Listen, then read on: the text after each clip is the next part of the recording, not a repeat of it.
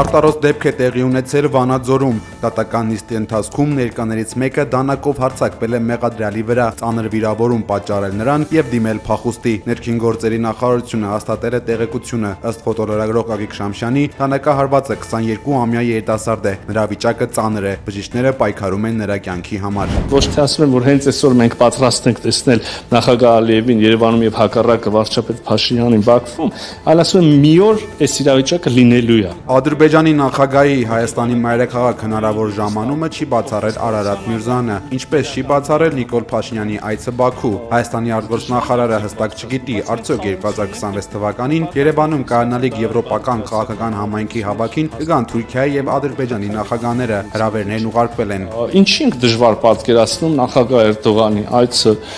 Երևան, երբ որ, չգիտեմ, արդեն եղել է վարչապետ Փաշինյանի այցը Անկարա, այն ժամանակ էլ էին դժվար պատկերացնում։ Այսօր չեք պատկերացնում, համաձայն եք, որ կարող է 1.5 ամիս հետո այլ իրավիճակ լինի։ Ես չեմ ասում, որ ամեն ինչ հարթ է, եւ իհարկե նույն կերպ շատ դժվար է պատկերացնել այսօր վարչապետ Փաշինյանի այցը Բաքու, չէ՞։ Շատ դժվար է, այսինքն ո՞նց կարելի է սա ժխտել, բայց ժամանակը ընթանալու եւ չգիտեմ, մի ամիս, մի տարի, 10 տարի, չգիտենք բոլոր հարցերը եւ բաները ինչ տեմպով կհաղթարվեն, բայց մենք գնում ենք այդ ճանապարհով։ Պատմական տեսակետից եւ 2026 թվականը վճռորոշ է լինելու խաղաղության համար։ Հունիսին կայանալիք խորհրդարանական ընտրությունները ըստ վարչապետ Նիկոլ Փաշինյանի կունենան առանցքային նշանակություն։ Ազգային ժողովում 2026-ի բյուջեի քննարկման ժամանակ Հայաստանի վարչապետը նշել է, որ հայ ժողովուրդն իր ընտրությամբ պետք է տեր կանգնի խաղաղությանը։ Հակառակ դեպքում, ըստ Նիկոլ Փաշինյանի, երկիրը կարող է վերադարձվել կոնֆլիկտի եւ ֆորպոստի տրամաբանությանը։ Խաղաղությանը տեր կանգնելով Հայաստանի ժողովուրդը տեր կկանգնի նաեւ իր անկախության այս նորընծա մակարդակին, իր ինքնիշխանությանը, իր պետությանը։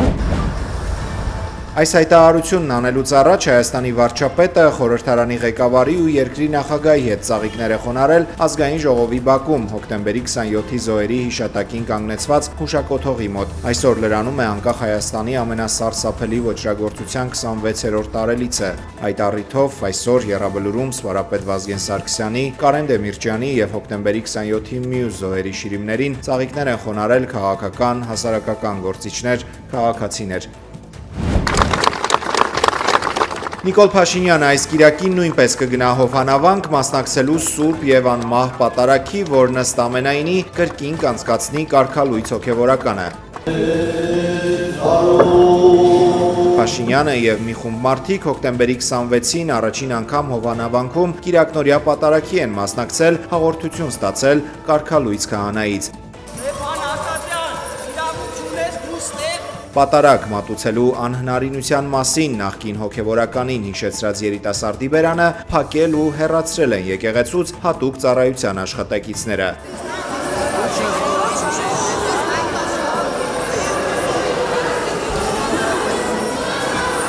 Րոպեներ հետո կարգալույց քահանան խոսել է բերանը չփակելու կարևորության մասին, քանի որ այնտեղից դուրս է գալիս Աստծո խոսքը։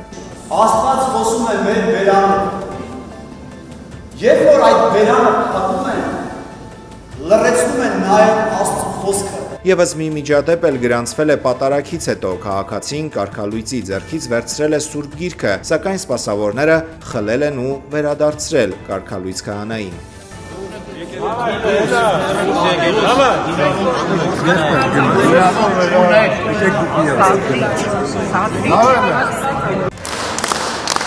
Պատարագի հավաքվածները Հայաստանի վարչապետին եկեղեցու ներսում դիմավորել են ծափերով, ծափահարել են նաև այն ժամանակ, երբ կարգալույց քահանան պատարագի ընթացքում Նիկոլ Փաշինյանին շնորհակալություն է հայտնել։ Ինչի համար իմ շնորհակալություն եմ հայտնել ձեզ։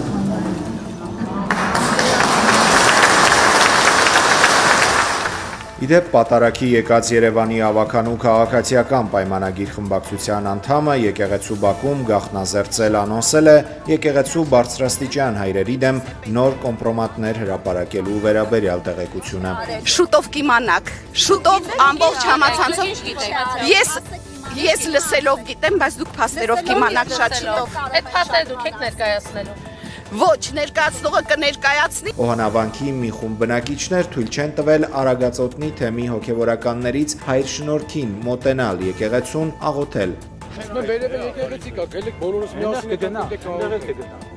Առաքելական եկեղեցին Կիրակի նշել է Խաչի հայտնության տոնը։ Մայրաթոր Սուրբ Էջմիածնում Կիրակնորյա պատարագը մատուցել է Վեհափառ հայրապետը։ Կաթողիկոսի թափորի շարքերում քայլել է նաև Հովանավանքի կարգալույց քահանայի եղբայրը Անուշավան Սարգսակ Ասատրյանը։ Ըստ լրատվամիջոցների նա հոգևորականների հետ զրույցներում ասել է, որ եղբոր քայլերն անընդունելի է համարում։ Ձեր եղբայրը Անուշավան Սարգսակը երեք։ Եղբոր մասին հարցերին այսօր չի պատասխանել կարգալույց քահանան եւ ոստիկանների քաղաքացիական մի խումբ անձանց ուղեկցությամբ բացել է Հովանավանքի դուռը ներս մտել։ Նա հոկտեմբերի 21-ից այդ բանն անելու իրավունք չունի։ Սամվել Կարապետյանի դեմ իրականացվող գործողությունները բացահայտ հակասում են մարդու հիմնարար իրավունքներին եւ ազատություններին եւ նրա շարունակական կալանքը ակնհայտորեն ապօրինի է, հայտարարել է ավստրալիա-բրիտանացի աշխարհահռչակ փաստաբան իրավաբան գիտնական Ջեֆրի Ռոբերտսոնը։ Իրավաբանի խոսքերով մեջբերում ցանկացած բանական դատավորի համար ակնհայտ է, որ Սամվել Կարապետյանը որևիցե անօրինական բան չի արել։ Նա պարզապես պատասխանել է վարչապետի իր եւ իր եկեղեցու դեմ ուղղված չափազանցված ու սադրիչ հարձակումներին, հայտարարության մեջ որևէ ակնարկ չկար հանցավոր մասնակցության, բռնության կամ այլ ապօրինի գործողությունների մասին։ Առավելագույնը դա կարող է նշանակել եկեղեցու պաշտպանություն հասարակական աջակցությամբ կամ հրապարակային դիրքորոշմամբ։ Ոչ մի ժողովրդավարական երկրում, որտեղ խոսքի ազատությունը երաշխավորված է սահմանադրությամբ, ինչպես դա երաշխավորված է նաև Հայաստանի Հանրապետության սահմանադրությամբ եւ պատշաճ կերպով վավերացված է միջազգային պայմանագրերով, չի կարող պնդվել, թե պարոն Կարապետյանի արտահայտած կարծիքները ունեն այդպիսի իմաստ, մեկնաբանություն կամ հետևանք։ Այդպիսով իրավական առումով նշանակություն չունի արդյոք վարչապետը արդարացի հիմքեր ուներ եկեղեցու կամ ամբաստանյալի քննադատության համար։ Կարևորն այն է, որ պարոն Կարապետյանը որևէ կոչ չի արել կառավարությունը բռնությամբ տապալելու այն հանցանքը, որով նրան մեղադրում են։ Պետությունն իրավական հիմք չի ունեցել Սամվել Կարապետյանին կալանքի տակ պահելու գոյություն չունեցող հանցագործության համար, ասված է հայտարարության մեջ։ Տեղի ունեցածն ապացուցել է իմ ամենավատ կանխատեսումները, ԱԱԾ մեկուսարանում գտնվող ազգային բարերար Սամվել Կարապետյանն է նշել իր նոր ուղերձում անդրադառնալով Հովանավանքում տեղի ունեցածին։ Ըստ Կարապետյանի, փոքրիկ խմբակը ցույց է տվել, որ պատրաստ է անցնել յուրաքանչյուր սրբության վրայով։ Մեջբերում հանուն իշխանության պահպանման այդ մարդիկ հայ ժողովրդի ողջ պատմության ընթացքում չտեսնված արարք գործեցին, փորձելով թշնամաբար կոտրել հայ առաքելական եկեղեցու կարգը եւ արատավորել սուրբ պատարագն իրենց միջամտությամբ։ Սամվել Կարապետյանը իշխանության գործողությունները գնահատել է որպես ազգային պառակտման ուղղված նոր քայլ, որն արժանացել է համայն հայության դատապարտմանը։ Գործարարը վստահ է, որ իշխանությունը կանգ չի առնելու եւ շարունակելու է հարվածներ հասցնել Մայրաթորին։ Սակայն նրանք պետք է իմանան, որ մենք էլ շարունակելու ենք պաշտպանել մեր արժեքներն ու սրբությունները, գրել է Կարապետյանը, մեջբերում ոչ մի զրկանք չի կարող կանգնեցնել մեր շարժման ընթացքը դեպի հաղթանակ։ Կարապետյանը նաև անդրադարձել է քաղբանտարկյալներին, նշելով Միքայել, Բագրատ եւ Մկրտիչ սրբազանների, գյումրեցիների, այդ թվում մեր ձևով շարժման Գյումրու պատասխանատու Ռուբեն Մխիթարյանի անունները, հավաստիացնելով, որ նրանց կամքը կոտրել հնարավոր չէ։ Մեր ձևով շարժման առաջնորդը նշել է, որ իրենց նպատակն է մեջբերում ապրել բռնապետությունից եւ օտար ազդեցությունից ազատ, իրական քրիստոնեական արժեքներով առաջնորդվող արժանապատվությունը վերականգնած բարեկեցիկ քաղաքացիների Հայաստանում։ Իդեպ մեր ձևով շարժումը երկու նոր մարզային գրասենյակներ է բացել Վանաձորի երկու հասցեներում։ Շարժման համակարգող Նարեկ Կարապետյանը վանաձորցիներին պատմել է հանրապետության 3-րդ քաղաքի զարգացման իրենց ծրագրի մասին, շեշտել, որ Վանաձորը հնարավորություն ունի վերականգնել իր տնտեսական երբեմնի մեծ ներուժը եւ դառնալ Հայաստանի արդյունաբերական եւ տուրիստական կենտրոններից մեկը։ Մեր ցանկությունը աշխատանքով ապահովելն է քաղաքին։ Ու մենք այն հին ժամանակների նման որպես կենտրոն կգանք այս քաղաք ու կվայելենք մեր քաղաքը։ Հայաստանի գյուղական համայնքները զարգացնելու մեր ձևով շարժման ծրագրերին ծանոթացել են Դարպաս գյուղում։ Շարժման անդամներն են այնտեղ գնացել, զրուցել բնակիչների հետ խնդիրների, Լորվա գյուղում կյանքն ավելի լավը դարձնելու մասին։ Մեր ձևով շարժման անդամները կիրակնորյա պատարագ են մասնակցել Երևանի Սուրբ Սարգիս եկեղեցում։ Խաչի գյուտի տոնի առթիվ Տեր Հովանեսը ժողովրդին մաղթել է իմաստություն, ամենայն բարիք եւ խոհեմություն, քանի որ միայն խոհեմության շնորհիվ է մարդ կարողանում չարը բարուց զանազանել։ բազմության մեջ նկատեցինք նաև մեր ժողովի անդամներին, մասնավորապես Նարեկ Կարապետյանին։ Ինչ վերաբերում է Նարեկին, ես մոտավորապես մի 10 տարի գիտեմ, ինքը այստեղ մեր հավատացյալներից է, մեր այցելուներից մշտապես հաճախում է Սուրբ Պատարագին, հաղորդություն ստանում եւ մի անկյունի վրա իր համար աղոթք է կատարում։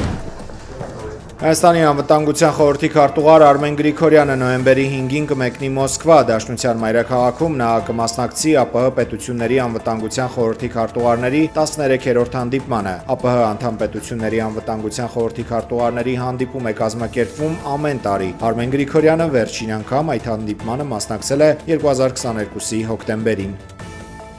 Ադրբեջանի խորհրդարանական պատվիրակությունը հրաժարվել է մասնակցել Եվրանեստ խորհրդարանական վեհաժողովի 12-րդ լիագումար նիստին, որը կանցկացվի հոկտեմբերի 28-ից 30-ը Երևանում։ Ադրբեջանի պատվիրակության ղեկավար Թահիր Միրիքշիլին հայտնել է, որ Եվրախորհրդարանի փաստաթղթերն ու հայտարարությունները հակասում են Ադրբեջանի ինքնիշխանությանը եւ տարածքային ամբողջականությանը։ Նա հավատացրել է, որ նիստին չմասնակցելու որոշումն առնչություն չունի Հայաստանում դրա անցկացնելու փաստի հետ։ Վրաստանի պատվիրակությունը եւս հրաժարվել է մասնակցել նիստին։ Եվրոպական ինտեգրման հարցերով խորհրդարանական հանձնաժողովի նախագահ Լևան Մախաշվիլին բաց նամակ է եղել Եվրանեստի ղեկավարությանը, նշելով, որ Եվրախորհրդարանի որոշ падգամավորների թշնամական հռետորաբանությունը եւ Թբիլիսիում բողոքի ցույցերին նրանց մասնակցությունը հակասում են փոխադարձ հարգանքի սկզբունքներին եւ դուրս են գալիս խորհրդարանական դիվանագիտության շրջանակներից։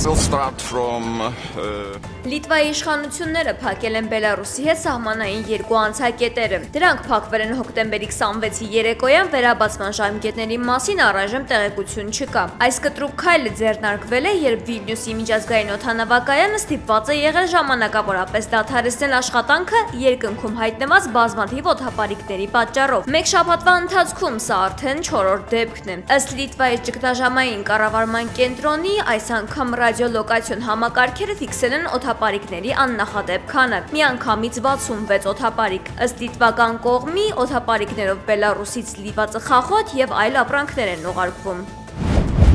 Ավստրալիայում ավելի քան 100 միլիոն կարմիր խեցգետին սկսել է ամենամյա տեղափոխությունը Սուրբ Ծննդյան կղզու անտառներից դեպի ծովափ։ Տեղաշարժի պատճառով ավստրալական մի շարք ճանապարհներ փակվել են։ Կադրերում երևում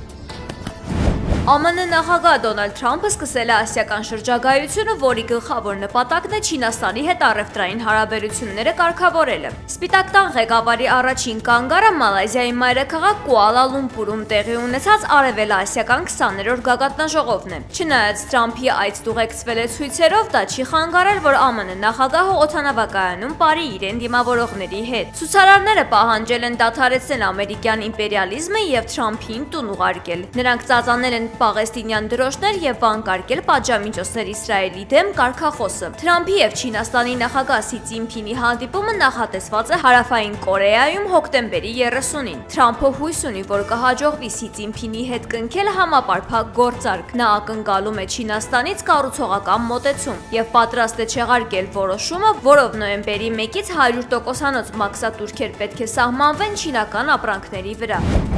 Իսրայելական անօդաչուների նոր հարվածների հետևանքով Լիբանանի Հաֆիր Ալ-Ֆաուկա բնակավայրում զոհվել է 1 մարդ, վիրավորվել 2-ը։ Իսրայելի պաշտպանության բանակը հայտնել է, որ հարվածել է Լիբանանի 2 տարբեր շրջանների, ոչնչացնելով Հզբոլլահ կազմակերպության 2 անդամի։ Լիբանանի հարավում սպանվել է Հզբոլլահի եւս 1 անդամ։ Ըստ Իսրայելի, նա Հզբոլլահի ներկայացուցիչն էր երկրի հարավում։ Չնայած Հզբոլլահի եւ Իսրայելի միջև 2024 թվականի նոյեմբերի 27-ին հրադադարի համաձայնագիր է կնքվել, Իսրայելն այս տարվա սկզբից Լիբանանի տարածքում իրականացրել է ավելի քան 4000 հարձակում։ Ալբանիայի վարչապետ Էդի Ռաման հայտնել է, որ պետական գնումների նախարար նշանակված արհեստական բանականությունը հղի է։ Նա սպասում է 83 թվային երեխաների, որոնք կդառնան падգամավորների օգնականներ։ Դիելա անունով արհեստական բանականությամբ նախարարը ստեղծվել է ոչ թե պետական ծառայողներին փոխարինելու, այլ նրանց կարողությունները ուժեղացնելու նպատակով, ասել է Ալբանիայի վարչապետը։ Նա Դիելային ընդունում է որպես իր սեփական դուստրը։ Վարչապետի խոսքով արհեստական բանականության նախարարը ճանաչում է իր բնավորությունը, խորապես նվիրված է իր կուսակցությանը եւ կարող է անգամ վարչապետին փոխարինել, օրինակ, պատասխանել նամակների, երբ նա բացակայում է կամ զբաղված է։ Հեցին լիցենզիայից զրկելու մասին տեղեկությունները դեռ չի մեկնաբանել հանրային ծառայությունները կարգավորող հանձնաժողովը։ Մակարյան News Telegram ալիքին ինֆորմացիա է հասել, որ մինչև նոյեմբերի 18-ը այդ օրը լրանում է Հեցի դեմ հանրային ծառայությունները կարգավորող հանձնաժողովի հարուցած վարույթի ժամկետը, որևէ փոքր դահլիճում կազմակերպել է Հեցին վերաբերող հարցի քննարկումը եւ դահլիճային պայմանները պատրվակ բերելով արգելել են լրագրողների եւ այլ շահագրգիռ անձանց մուտքը նիստին։ Ըստ Մակարյան News-ի ՀՑԿՀ նոր գրասենյակում վերանորոգում են դահլիճը եւ նորոգման աշխատանքները հատուկ ձգձգում են, որ մինչև Հեց վարույթի քննությունը չհասցնեն ավարտել եւ այդ պատրվակով նիստը անցկացնեն որևէ այլ չափերով ավելի փոքր եւ լրագրողների համար անհարմար դահլիճում։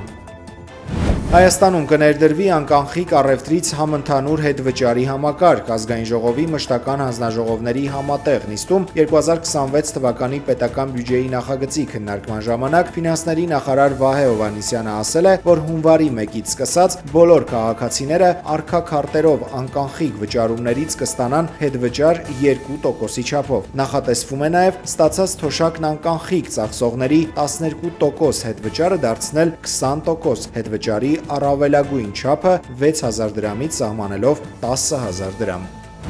Ավստրալիայում ավելի քան 100 միլիոն կարմիր խեցգետին սկսել է ամենամյա տեղափոխությունը Սուրբ Ծննդյան կղզու անտառներից դեպի ծովափ։ Տեղաշարժի պատճառով ավստրալական մի շարք ճանապարհներ փակվել են։ Կադրերում երևում է, թե ինչպես են 10 տանի խեցգետինները շարժվում դաշտերով, հասնելով կղզու ավազե պատափերին։ Ճանապարհներին տեղադրվել են հատուկ նշաններ, որոնք տրանսպորտային միջոցներին զգուշացնում են ճանապարհի փակ լինելու արագությունը դանդաղեցնելու մասին։ Խեցգետինների միգրացիան ամեն տարի սկսվում է անձրևային սեզոնի առաջին ուժեղ տեղումների հետ միաժամանակ։ Տեղաշարժի ընթացքում խեցգետինների համար կառուցված հատուկ խեցգետնային կամուրջներն ու ստորգետնյա թունելները նրանց օգնում են անվտանգ անցնել մայրուղիները։